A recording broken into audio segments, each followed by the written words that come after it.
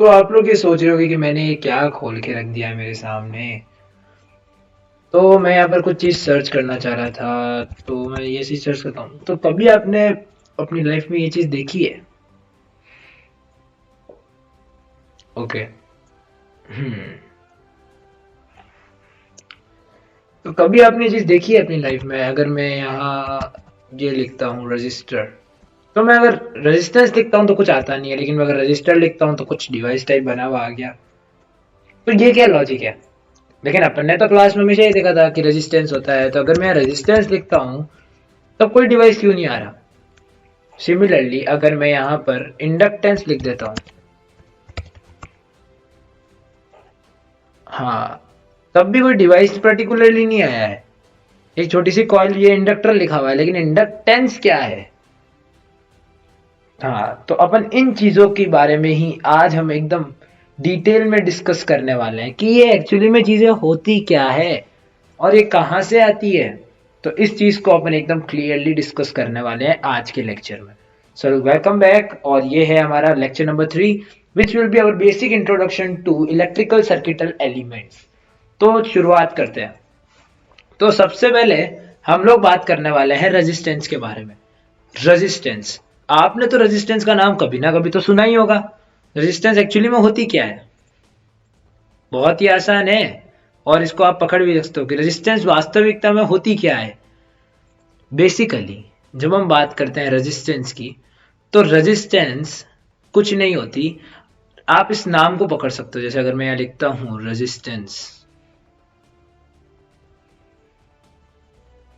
अगर मैं इसको हिंदी में लिखता हूं तो मैं लिखूंगा रोकना, to stop something. Okay, in English to stop, to resist something or to stop something, just like this, just like this. In our electrical, or you can say in our basics of electrical engineering, resistance, or you can say it is basically a property. यही logic था कि जब मैं अगर resistance को search कर रहा था तो कुछ आ नहीं रहा था, लेकिन जब मैंने रजिस्टर सर्च किया तो एक ऐसा कुछ छोटा सा डिवाइस टाइप बना हुआ आ गया, और उस पे अलग अलग कलर्स की लाइंस बनी हुई थी, different different colours lines were there. और इस चीज का क्या लॉजिक था, तो वही आज अपन ढंग से समझने वाले हैं। तो सबसे पहले रेजिस्टेंस की आप लोग डेफिनेशन लिख सकते हो कि a resistance is basically a property. तो मैं यहाँ लिखता हूं a property of a conductor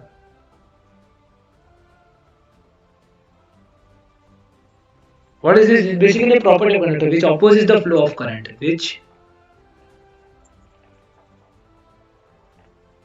opposes the flow of current। And we all know this thing कि बेसिकली ये क्या है, ये एक प्रॉपर्टी है जो कि कंडक्टर के अंदर करंट के फ्लो को अपोज करती है। Which means that, which means that, जैसे अगर मैं एक एग्जांपल लेता हूँ एक कंडक्टर का, so I am taking example of this conductor.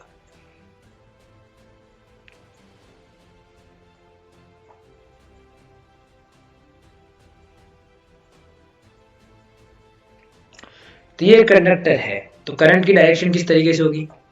Electrons के ऑपोजिट, विच मीन्स दैट यहाँ से करंट जा रहा होगा। तो अगर करंट यहाँ से जा रहा है तो रेजिस्टेंस इस पे कैसे एक्ट करेगा? ऐसे एक्ट करेगा। क्यों एक्ट करेगा? क्योंकि ये अपोज करेगा इसको। वो अगर करंट थोड़ा धीरे धीरे, उसको धीरे करने के लिए उसको अपोज करेगा।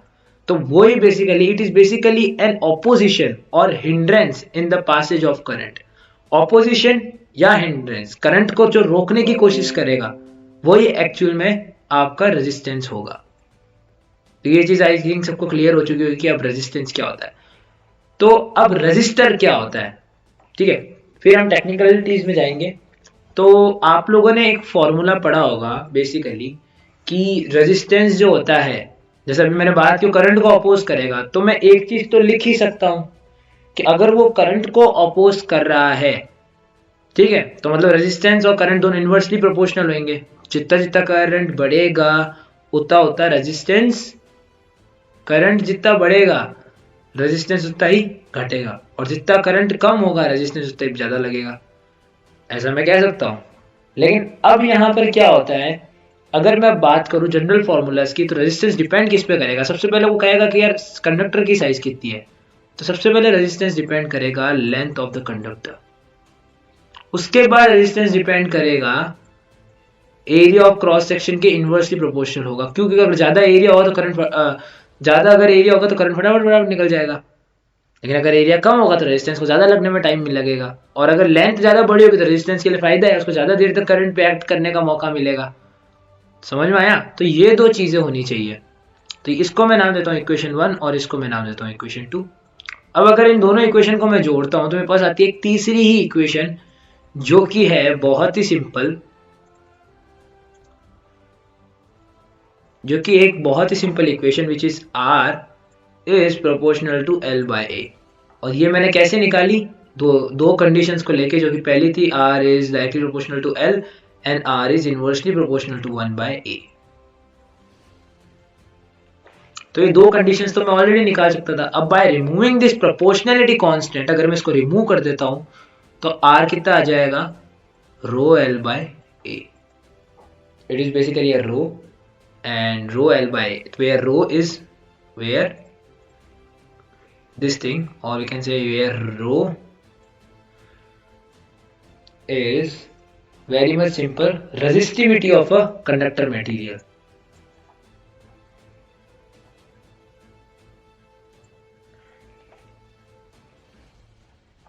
Okay, it's basically a constant value. Okay, it's a constant value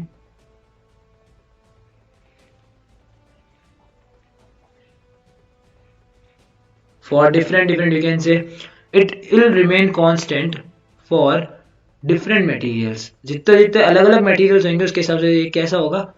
change होगा। different material, different रो, जितने जितने डिफरेंट मटेरियल्स होंगे उतने उतने डिफरेंट रो मैटर करेगा। तो I think that this thing will be clear to you all guys. तो आप स्क्रीनशॉट्स भी ले सकते हो इस चीज़ के साथ साथ में, सो दैट आपका मिस भी नहीं होगा और we going to continue. Okay, so ये चीज़ आप देख सकते हो कि इससे आपको कितना क्लियर अंडरस्टैंडिंग हो चुकी होगी अब तक। तो अब तक आई होप कि आपको इलेक्ट्रिकल सर्किट के अंदर रेजिस्टेंस का पूरा डाउट क्लियर हो चुका होगा, जो बेसिक है वो क्लियर हो चुकी है। अब हम फिर बात करते हैं इसकी वोल्टेज इक्वेशन की। तो सबसे पहले तो हम इसके यूनिट के बारे में भी एक बार डिस्कस कर लेते हैं। तो जनरली रेजिस्टेंस की यूनिट कितनी होती है आप लोगों के हिसाब से? हम इसकी यूनिट क्या लिखेंगे? What will be the unit? तो बेसिकली रेजिस्टेंस की जो यूनिट होती है वो होती है ओम। और अगर मैं बात करूं रेजिस्टिविटी की यूनिट के बारे में, जो कि ये रो, तो रो की जो यूनिट होगी आप यहां से निकाल सकते हो। देखो रो की वैल्यू आएगी कितनी? अगर मैं यहाँ पर रो की वैल्यू कैलकुलेट करता हूं तो रो कितना आएगा? R A by L. It will be like this. So अगर ये आर ए बाय एल आ रहा है यहाँ पर, अगर मैं यहाँ आर ए बाय एल आ रहा है, तो आर किस में है? आर ओम में है। ए किस में है? मीटर स्क्वायर में है। और लेंथ किस में है? मीटर में है। ये कैंसिल हो जाएगा और आपको जो फाइनल आंसर आएगा वो आएगा rho m. So like this only, जो रो की यूनिट है वो और कुछ नहीं, वही होती है जो अपन ने निकाली, ohm m, ohm meter. So I think that now your basic concept of the resistance is clear. So अब फिर हम बात करते हैं इसकी जो मेन चीज है, जो कि है इसकी वोल्टेज इक्वेशन के बारे में। So I will see you in the next lecture where we are going to discussing about the voltage equation of the resistance.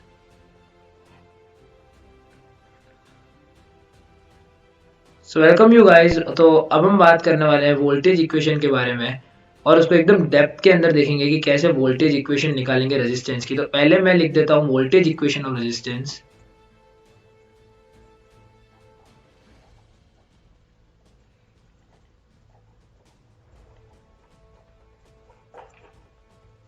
Sorry for the interruption.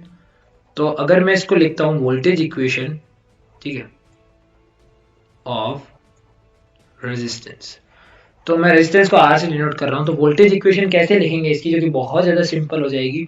तो अगर मैं इसकी ओम लॉ की बात करूं तो ओम्स लॉ क्या कहता है? अगर अब मैं थोड़ा सा आपको ओम्स लॉ का भी इंसाइट दे देता हूं कि ओम्स लॉ ने एक्चुअली में क्या कहा था। तो देखते हैं कि ओम्स लॉ ने एक्चुअली में कहा क्या था और ओम्स एक्चुअली में थे कौन। तो अभी हम देखते हैं ओम्स लॉ के बारे में। तो वापस हम आ चुके हैं एक छोटे सा सरप्राइज आपके लिए, और यहाँ पर मैं लिखता हूँ ओम्स लॉ। और हम थोड़ा सा बेसिक आइडिया ओम्स लॉ का भी ले लेंगे कि ओम्स लॉ में एक्चुअली में क्या डिस्कशन हुआ था। तो अभी हम बात करते हैं ओम्स लॉ के बारे में। तो यहाँ पर मैं आ चुका हूँ नीचे। तो यहाँ पर आप देख सकते हो कुछ बने हुए इमेजेस वगैरह बनी हुई है, यहाँ पर कुछ आइडिया है। बेसिकली अगर मैं बात करूँ ओम्स थे कौन, तो ये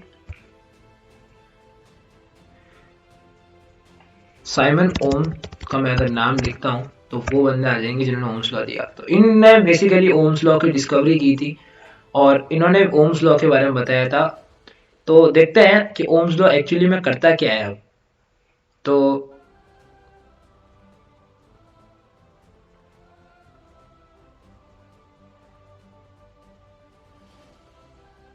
तो बेसिकली आप देखते हैं ओम्स लॉ में एक्चुअली में हुआ क्या था। कुछ नहीं हुआ था, हमने एक यहाँ पर रेजिस्टेंस कनेक्ट कर दिया और उसके साथ साथ नीचे हमने एक बैटरी कनेक्ट कर दी। So it is joint, okay, so don't take it like that, it is joint. तो अब यहाँ पर क्या होगा ना, ये पॉजिटिव, ये नेगेटिव और ये रेजिस्टेंस है। तो ये अगर रेजिस्टेंस है तो वी नो दैट अगर ऐसा कुछ सिस्टम है तो करंट का डायरेक्शन इस तरीके से होगा। वी नो दैट थिंग कि current will be like that. तो अब करंट ऊपर जाएगा और यहाँ मल्टीप्लिकेशन वगैरह जो भी होगा वहाँ होगा। ये वोल्टेज सोर्स है और वो ऊपर आपका रेजिस्टेंस है। तो इन्होंने ये कहा कि बहुत ही सिंपल स्टेटमेंट इन्होंने दी थी जो कि थी बहुत ही सिंपल। मैं यहाँ लिख देता हूँ। It states that the electric current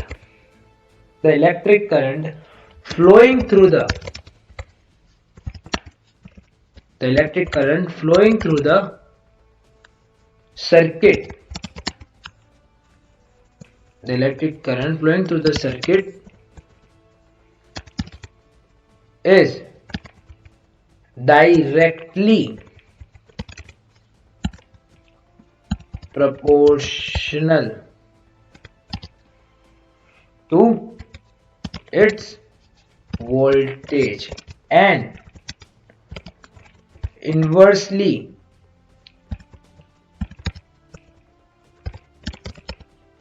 proportional to resistance।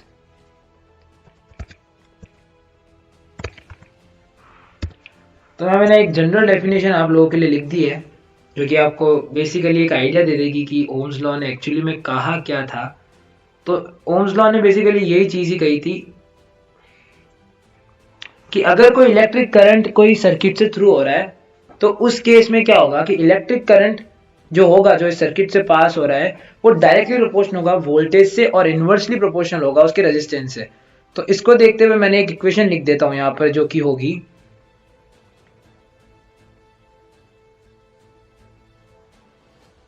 तो इसको ऐसा लिख सकता हूं। तो जब मैं अगर इसको हटाऊंगा तो एक प्रोपोर्शनलिटी कांस्टेंट सामने आएगा। तो V is equal to I R. अब इस केस में ये इक्वेशन भी सेटिस्फाई हो गई। कैसे हो गई कि आप खुद देखिए कि इसने कहा था करंट जो है वो इनवर्सली प्रोपोर्शनल है। तो अगर यहां पर मैं लिखता हूं कि I अगर इनवर्सली प्रोपोर्शनल है 1/R के, तो अगर IR साथ में आता है तो ये भी कंडीशन वहां सेटिस्फाई हो रही है। आप देख सकते हो कि ये भी कंडीशन यहां पर सेटिस्फाई हो जाएगी। अगर मैं I की वैल्यू निकालूंगा तो क्या आएगा, I की वैल्यू अगर मैं निकालूंगा V/R आएगी। तो देख लो, अब इसको कंपेयर करो। So it is also getting satisfied. So this is basically what is the Ohm's law speaks about it. तो अब हम इसकी लिखते हैं वोल्टेज इक्वेशन। तो वोल्टेज इक्वेशन इसकी और कुछ नहीं है, बहुत ही सिंपल है, जो कि यही है V is equal to I R. ये इसकी वोल्टेज इक्वेशन है। तो यहाँ पर मैं इसको थोड़ा मिटा देता हूँ, आपने स्क्रीनशॉट वगैरह लेते रहिए। तो यहाँ पर मैं इसको थोड़ा मिटा रहा हूँ और अब मैं इसके लिखने वाला हूँ वोल्टेज इक्वेशन के बारे में। तो वही चीज है। तो अब मैं इसको वोल्टेज इक्वेशन के बारे में थोड़ा बहुत लिख देता हूँ।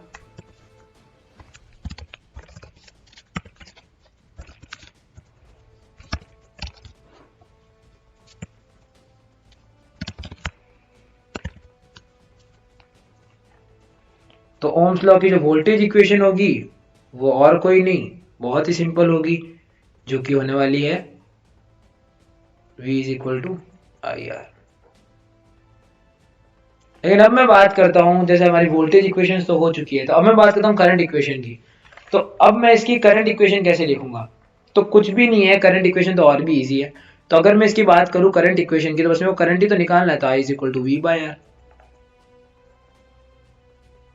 This will be your current equation.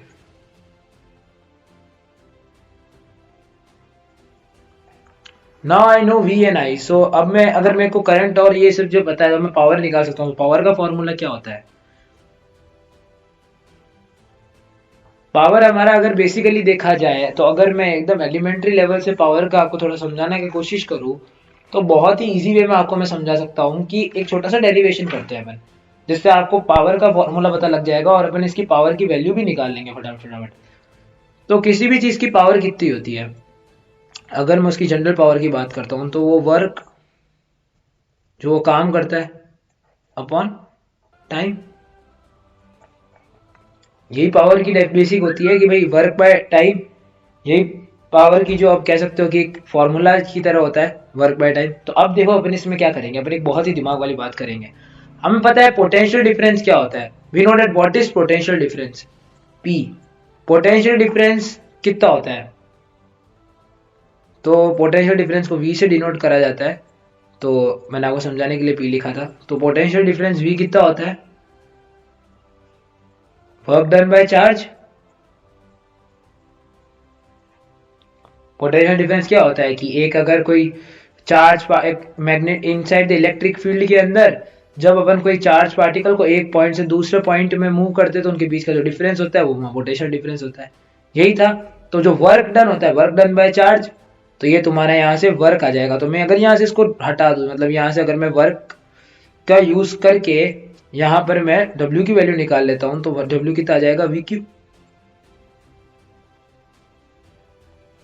तो मैं कुछ भी नहीं करूंगा, ये वी क्यू को मैं यूं का यूं यहाँ रख दूंगा। तो यहाँ पर जो मेरी पास वैल्यू आ जाएगी, वो आ जाएगी वी क्यू बाय टी। अब यहाँ पर आता है मेन पार्ट इस डेरिवेशन का, जो कि है ये वी क्यू बाय टी आ सकती है। ये जो चीज है, ये है आपका, क्या कहते हैं इसको, आई, जो कि आपका करंट है। तो आप एक चीज देख सकते हो कि यहाँ पर Q बाई टी आई मैंने क्यों लिखा, क्योंकि अगर आपका एम्पियर सर्किटल लॉ अगर आप लोगों ने पढ़ा होगा, तो एम्पियर सर्किटल लॉ कुछ नहीं कहता। वो कहता है कि number of charge per unit time is known as current. तो चार्ज पर यूनिट टाइम ये करंट हो गया, तो यहाँ वी आई हो गया। अब जब मेरे पास पावर का फॉर्मूला आ चुका है वी आई, तो मैं कुछ करना ही नहीं है। अब मैं दो फॉर्मूले तो आराम से निकाल सकता हूं। मैं एक बार क्या करूंगा, ओम्स लॉ की वी की वैल्यू निकाली थी, V is equal to I R, तो मैं यहाँ पुट कर देता हूं। तो मैं आई आर पुट कर दूंगा। तो पहला मेरे पास पावर का फॉर्मूला आ गया I square R, P is equal to I square R. तो this is my first formula. अब मैं बात करता हूँ अगला फॉर्मूला कैसे बना सकता हूँ। तो कुछ भी नहीं करूंगा, मैं एक और दिमाग लगा सकता हूँ। जैसे मैंने ये पुट किया, अब मैं क्या करता हूँ, यहां पर मैंने पिछली बार तो v पुट किया, मैं यहाँ i पुट कर देता हूं। तो v इंटू आई कितना होगा? v by R.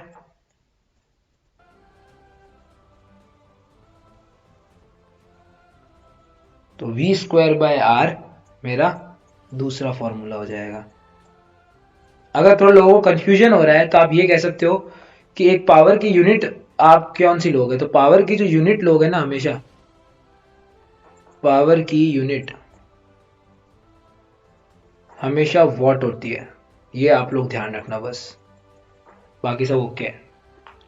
तो यहाँ पर हमने एक कंसेप्ट पूरा क्लियर कर लिया है, जो कि हम बात करने वाले थे रेजिस्टेंस। तो हमने रेजिस्टेंस पूरा क्लियर कर लिया है। तो अब हमने नेक्स्ट वीडियो लेक्चर में भी talk about the inductance. So now I will meet you in the next lecture. Till then, stay safe, stay healthy. Goodbye.